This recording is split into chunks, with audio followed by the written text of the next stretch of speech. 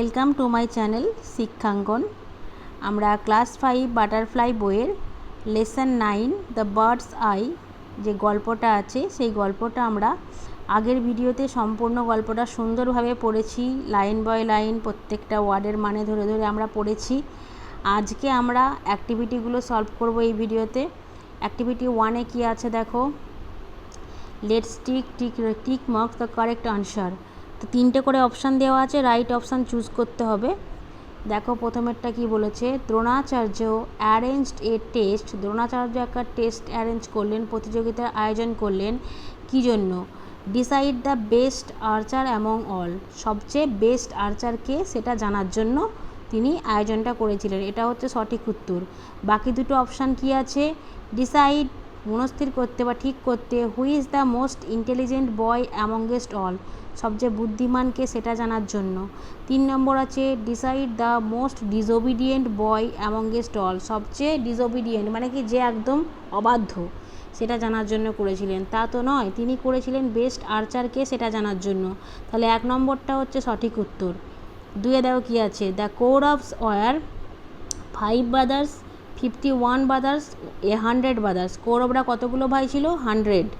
তারপর দেখো 3-এরটা, Nakul and Sahadeva were most comfortable. Nakul আর সহদেবের সবচেয়ে বেশি ভালো লাগতো কোন অস্ত্রটা? নকুল আর সহদেব ভালোবাসতো সোর্ড। সোর্ড মানে কি? তলোয়ার, সেইটা ভালোবাসতো। আচ্ছা, তারপর দেখো নেক্সট পেজে, I can see only the I of the bird. আমি শুধু পাখির চোখটাই দেখতে পাচ্ছি। এটা কে বলেছিল? এটা বলেছিল অর্জুন। অন্য কোনো অপশান আমাদের দেখার দরকারই নেই। 5-এরটা দেখো, all the children gathered in the woodland. সমস্ত বাচ্চারা জড়ো হয়েছিল একটা বনভূমিতে, নিয়ার। সেই বনভূমিটা কোথায় ছিল? প্রথমের অপশানটা দিয়েছে দেখো, এ স্মল হাট হোয়ার গুরু দ্রোণাচার্য লিভড। গুরু দ্রোণাচার্য যে হাটে বাস করতো, কুঁড়ে ঘরে বাস করতো, সেইখানে। এ পন্ড হোয়ার এ ক্রেন লিভড, যেখানে একটা ক্রেন বাস করতো সেই পুকুরের পাশে। এ palace where their parents leave, একটা প্যালেসে যেখানে তাদের পিতামাতারা বাস করতো। সঠিক উত্তর কোনটা? এটা। 6 নম্বর, Dronacharya was Duryodhana was the eldest brother of the Pandavas, the eldest brother of the Kauravas, the youngest brother of the Kaurava. Duryodhana তাহলে কে ছিল? The eldest brother of the Kauravas. 7-এরটা, আলটিমেটলি দ্য টেস্ট রিভিল্ড। যে প্রতিযোগিতাটা হয়েছিল সেটার দ্বারা কী প্রমাণিত হলো? Arjuna was the best archer, Arjuna was the most clever student. মানে অর্জুন সবচেয়ে চালাক ছাত্র ছিল, নাকি Arjuna was not at all a good archer. Arjuna মোটেও গুড আর্চার ছিল না। কোনটা ঠিক? 1 নম্বরটা, Arjuna was the best archer. Arjuna ছিল সবচেয়ে ভালো তীরন্দাজ। অ্যাক্টিভিটি 2 দেখো এবার, write true for T for true and F for false statements in the given boxes. True false করতে হবে।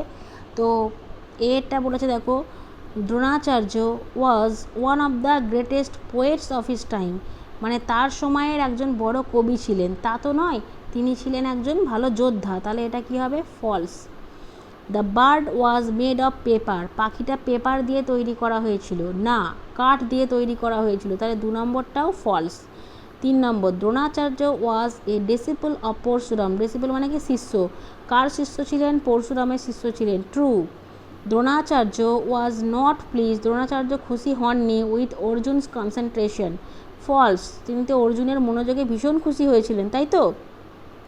তাহলে 4 নম্বরটা হলো ফলস। ডিএরটা ফলস হলো। আচ্ছা, ফলস, এটা ফলস। ইয়েরটা দেখো, Yudhishthir was very obedient to his guru. হ্যাঁ, যুধিষ্ঠির তো ভীষণ ওবিডিয়েন্ট ছিল। ট্রু।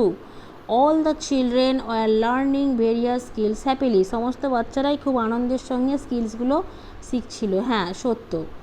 এবার চলো নেক্সট পেজে আমরা চলে যাই। কি আছে?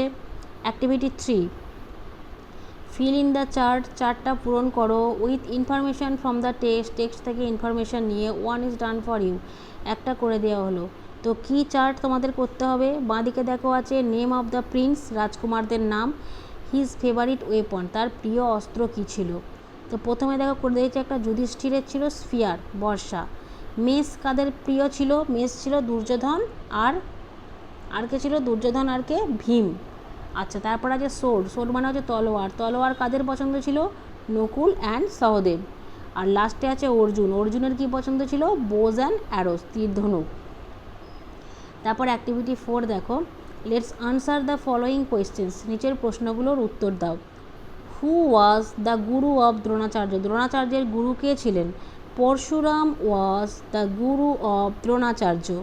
দুইটা দেখো, where was the bird placed, পাখিটাকে কোথায় রাখা হয়েছিল? The bird was placed on one of the trees near his Ashram.